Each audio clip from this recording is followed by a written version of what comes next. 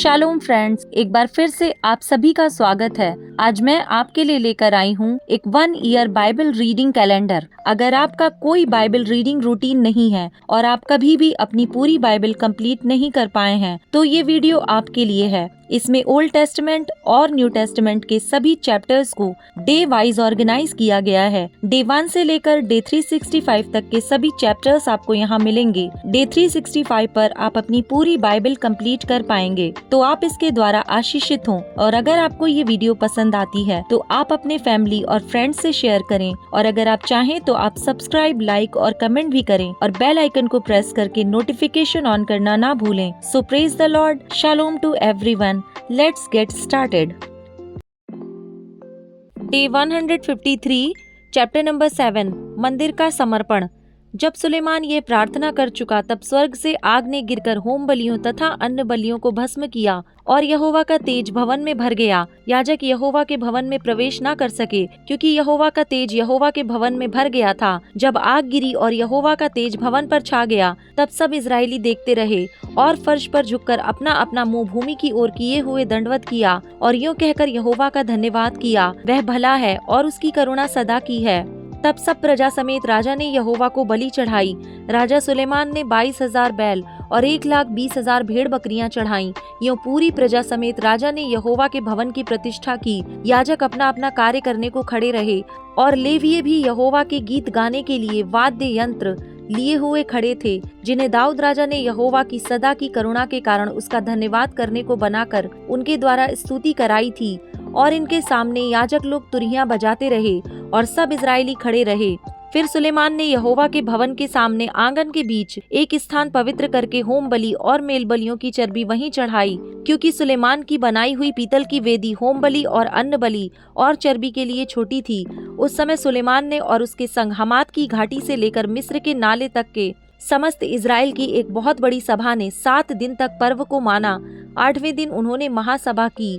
उन्होंने वेदी की प्रतिष्ठा 7 दिन की और पर्वों को भी 7 दिन माना। 7वें महीने के 23वें दिन को उसने प्रजा के लोगों को विदा किया कि वे अपने अपने डेरे को जाएं, और वे उस भलाई के कारण जो यहोवा ने दाऊद और सुलेमान और अपनी प्रजा इजराइल पर की थी आनंदित थे।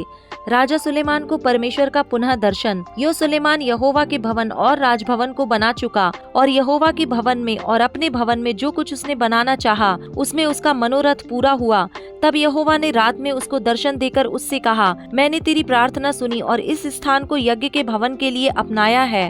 यदि मैं आकाश को ऐसा बंद करूं कि वर्षा ना हो, या टिड्डियों को देश उजाड़ने की आज्ञा दूं, या अपनी प्रजा में मरी फैलाऊं, तब यदि मेरी प्रजा के लोग जो मेरे कहलाते हैं दीन होकर प्रार्थना करें और मेरे दर्शन के खोजी होकर अपनी बुरी चाल से फिरें, तो मैं स्वर्ग में से सुनकर उनका पाप क्षमा करूंगा और उनके देश को ज्यों का त्यों कर दूंगा। अब से जो प्रार्थना इस स्थान में की जाएगी, उस पर मेरी आंखें खुली और मेरे कान लगे रहेंगे, क्योंकि अब मैंने इस भवन को अपनाया और पवित्र किया है कि मेरा नाम सदा के लिए इसमें बना रहे।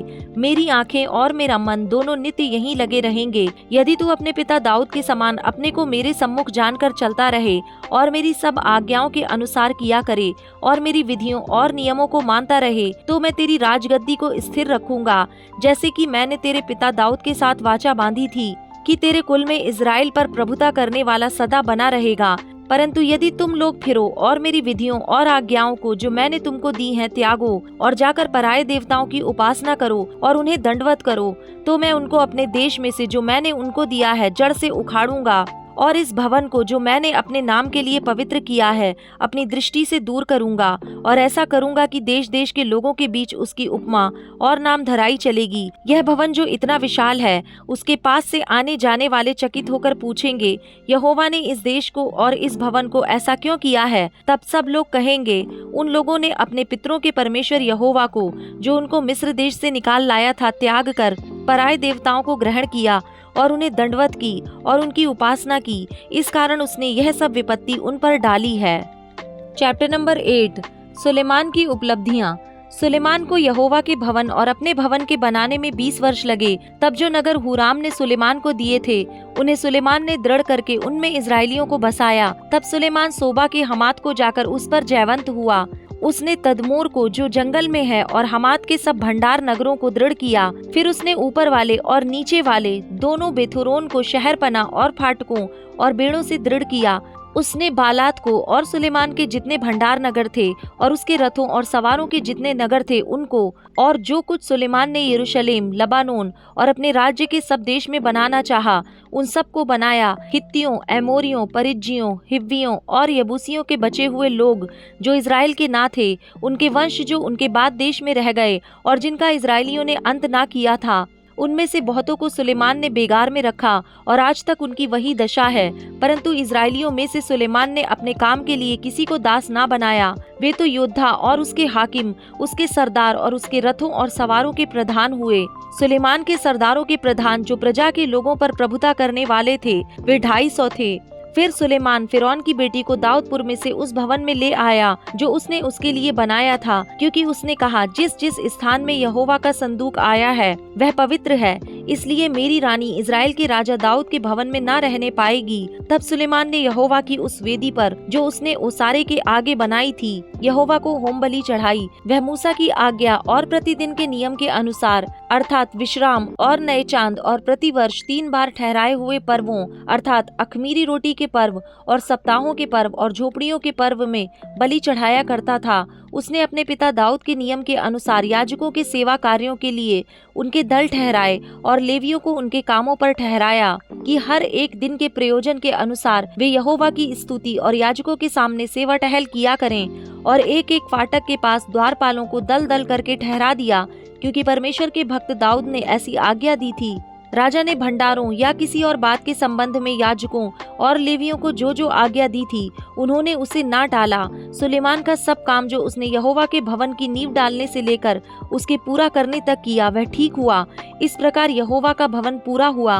तब सुलेमान एस्योन गेबेर और एलोत को गया, जो एदोम के देश में समुद्र के किनारे स्थिर है।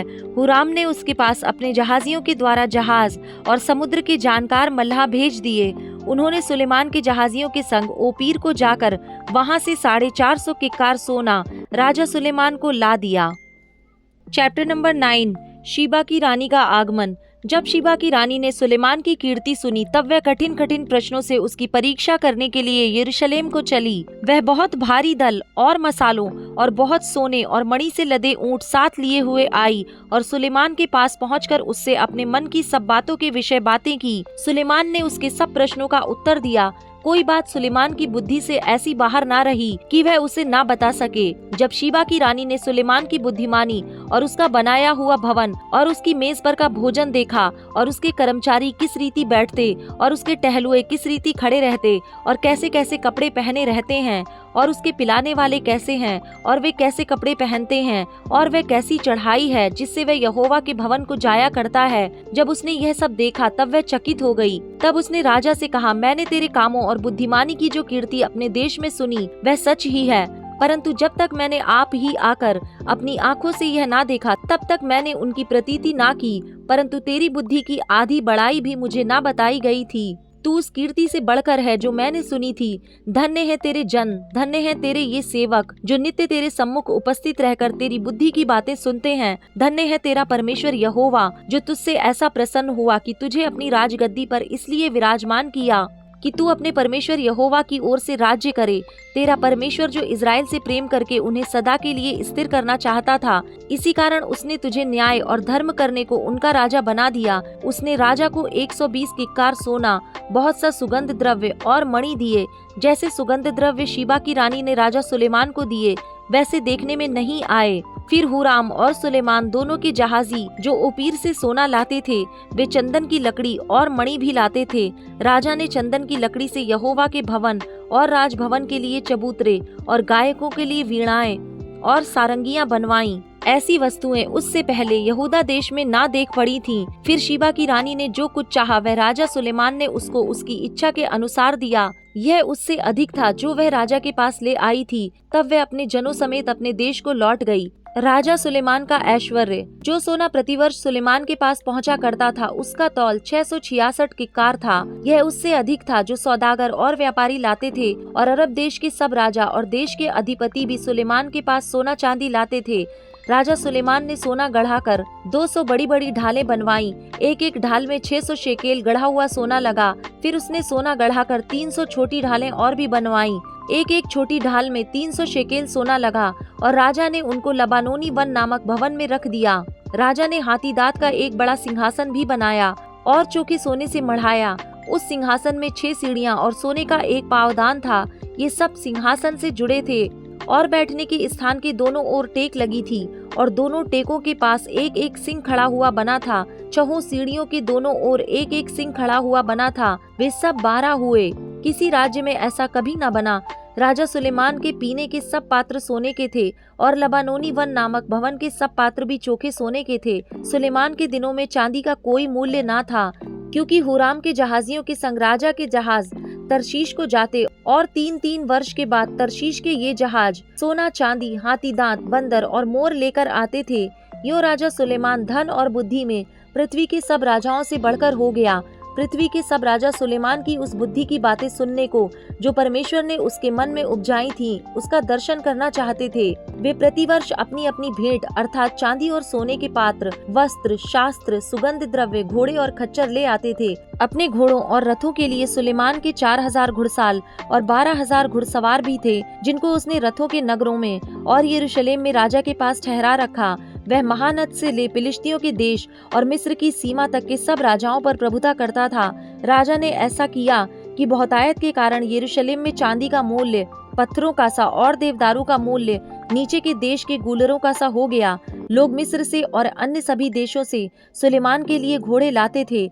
राजा सुलेमान की मृत्यु। आदि से अंत तक सुलेमान के और सब काम क्या नातान नबी की पुस्तक में और शीलोवासी अहिया की नबूवत की पुस्तक में और नाबात के पुत्र यरोबाम के विषय इद्दो दर्शी के दर्शन की पुस्तक में नहीं लिखे हैं? सुलेमान ने यरूशलेम में सारे इज़राइल पर 40 वर्ष तक राज्य किया। फिर सुलेमान अपने पुरखाओं के संग सो गया और उसको उसके पिता दाऊद के नगर में मिट्टी दी गई और उसका पुत्र रहोबियाम उसके स्थान पर राजा हुआ।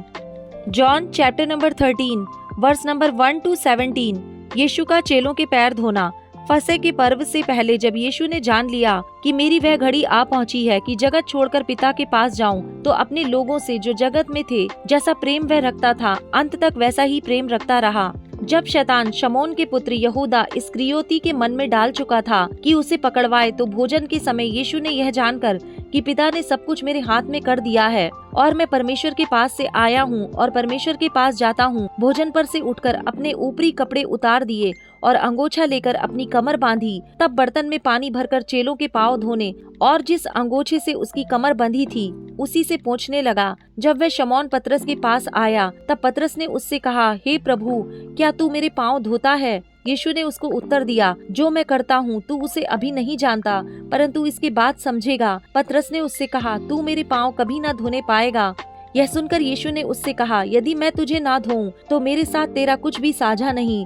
शमौन पतरस ने उससे कहा, हे प्रभु, तो मेरे पाँव ही नहीं वरन हाथ और सिर भी धो दे। यीशु ने उससे कहा, जो नहा चुका है उसे पाँव के सिवाय और कुछ धोने की आवश्यकता नहीं, परंतु वह बिल्कुल शुद्ध है। और तुम शुद्ध हो, परंतु सब के सब नहीं। वह तो अपने पकड़वाने वाले को जानता था, इसीलिए उसने कहा, तुम सब के सब शुद्ध नहीं। जब वह उनके पाँव धो चुका और अपने कपड़े पहनकर फिर बैठ गया, तो उनसे कहने लगा, क्या तुम समझे कि मैंने तुम्हारे साथ क्या किया? तुम मुझे गुरु और प्रभु कहते हो और ठीक ही कहते हो, क्योंकि मैं वही हूँ। यदि मैं प्रभु और गुरु होकर तुम्हारे पाँव धोऊं, तो तुम्हें भी एक दूसरे के पाँव धोना चाहिए, क्योंकि मैंने तुम्हें नमूना दिखा दिया है कि जैसा मैंने तुम्हारे साथ किया है तुम भी वैसा ही किया करो। मैं तुमसे सच सच कहता हूँ, दास अपने स्वामी से बड़ा नहीं और न भेजा हुआ अपने भेजने वाले से। तुम ये बातें जानते हो और यदि उन पर चलो तो धन्य हो।